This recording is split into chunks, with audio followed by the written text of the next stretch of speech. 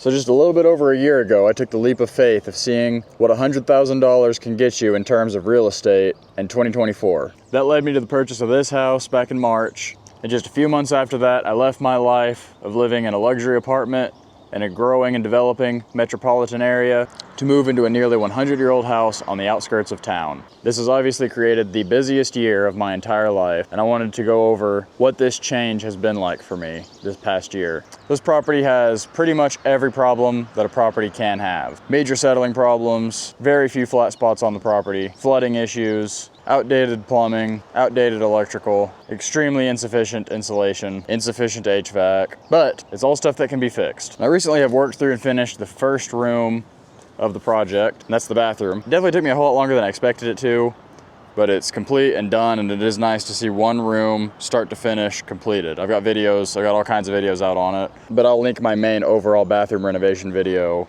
to this one so that you guys can see that one if you're interested. But before that, I spent my first few weekends out here building this retaining wall and expanding this driveway. When I moved here, I'm actually standing directly on the edge of the existing driveway. So everything you see to my left, everything that this trailer is parked on, is all the driveway that I added.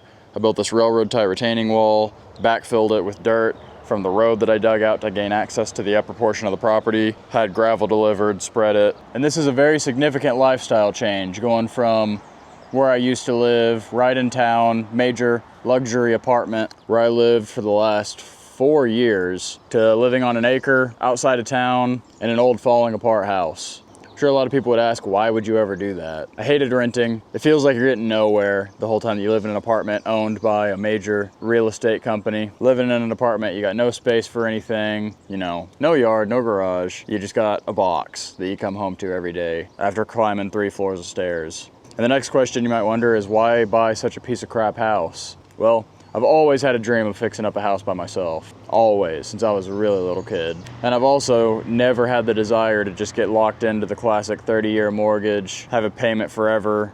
It feels almost no better than renting to me, if the bank owns your house forever. It's becoming the normal for America, and that's a shame. Which this life absolutely is not for everybody. I will say it is rough working all day just to come home to a house that you have to work on.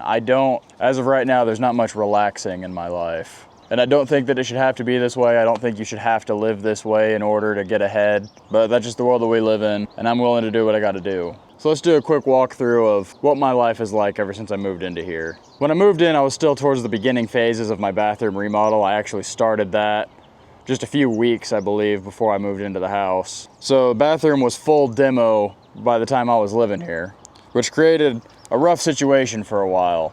Living in a house with no shower, just no bathroom at all.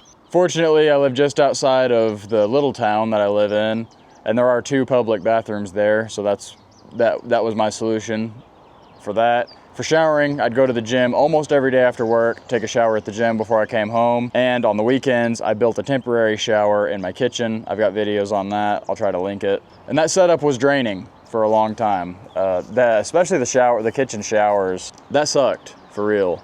But man, it really gives you an appreciation for something that I think a lot of people take for granted.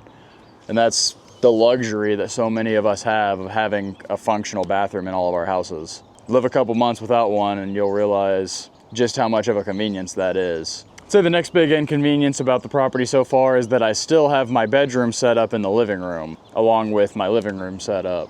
That's because the bedroom is the next room to be remodeled. I don't want to move all my stuff in there and then move it right back out, and it's also partially demoed still from the bathroom remodel when I switched up the framing and the wall separating that separates the bedroom from the bathroom.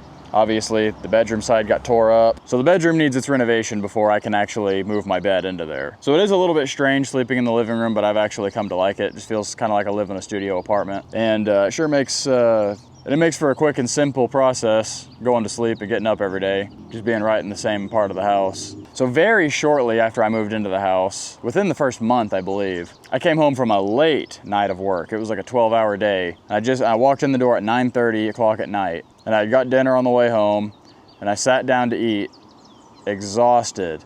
And I was sitting there, and I could hear water trickling. And I thought it was my imagination. I kept trying to ignore it, but I kept hearing it, and I started walking around. And then as I walked towards the back corner of the house, I noticed it kind of sounded like a faucet was turned on, but there's no faucet over there because the bathroom was tore apart. So I started putting my ear up to the wall, and I absolutely was hearing the sound of water running, coming up through the wall where I had it all tore apart. Walked outside into the front yard to turn the water meter off and sunk to my knees in mud right over here. And that was a 100% confirmation that I had a water line bust underneath the house.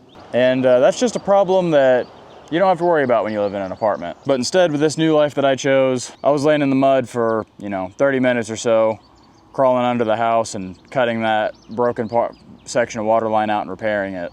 Which that led me to the discovery of the issues of polybutylene water lines, and also led me to, within the next couple of weeks, replumb the entire house, the water lines anyway, with PEX tubing. Fairly simple and easy process, just involved a whole lot of crawling around underneath the house. But that was definitely a worthwhile upgrade, and I learned a lot of valuable information throughout that. I've overcome a lot of challenges, but this is still very much an uphill battle before this property is where I want it to be. I've only finished remodeling 1 out of 6 of the rooms, and I still have major foundation corrections and grading and drainage corrections that need to be made. The primary problems on the property are still not fixed. The foundation in the bathroom is corrected.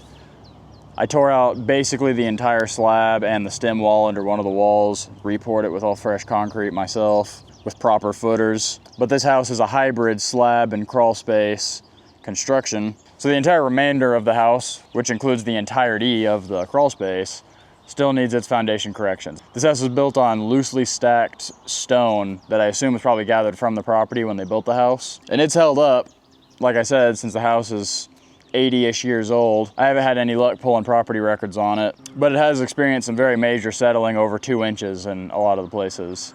And I have developed a plan for correcting that now, and I will be sharing that plan once I get into the bedroom remodel. That'll be our first look at what that process is going to be like once we're in there with the floor tore out, and we have access to everything. My current project is the grading.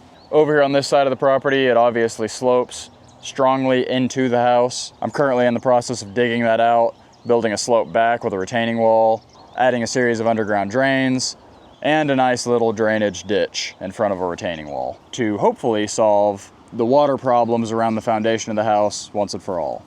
So with all that work ahead, you might ask yourself, do I regret it? Do I regret giving up that lifestyle for this lifestyle? Honestly, at times I've been unsure. When I very first moved into the house that first week, I thought all the negative commenters may have had a point. But good things in life don't come easy. And seeing that bathroom completed reassures me that it is all worth it in the end. And this property, it gave me the opportunity at years worth of content for this YouTube channel that I always dreamed of having. And when I sit out here and I look at this property, that is the bank's property for the meantime, but that will one day, fairly soon, be 100% mine, no, I don't regret it at all. I was in marching band in high school. That's where the marching portion of my channel name, Marching Moto, comes from. And my band director had a pretty famous line, "It's the hard that makes it good," that he would tell us all the time. And he's right. It's fulfilling to go through the struggle and see the improvements over time. And it'll make this place that much more enjoyable when it's all finished. So with all that said, do I recommend that anyone else do this? Depends on who you are. It's absolutely not for everybody. It's not for most people. But it's the life I've always wanted, and I'm loving living it so far. So if this is interesting to you and you're new, I encourage you to go back and watch all my videos I've posted so far about all my improvements that I've made to the property in the year that I've owned it so far. And then I encourage you to stick around for everything that's coming, because we're only going to get into more and more interesting projects out here. And I guarantee you it's going to be a long ride, and there's going to be a lot of more content coming on all of this. So my best advice to you is to stay tuned. And as always, thank you guys so much for watching.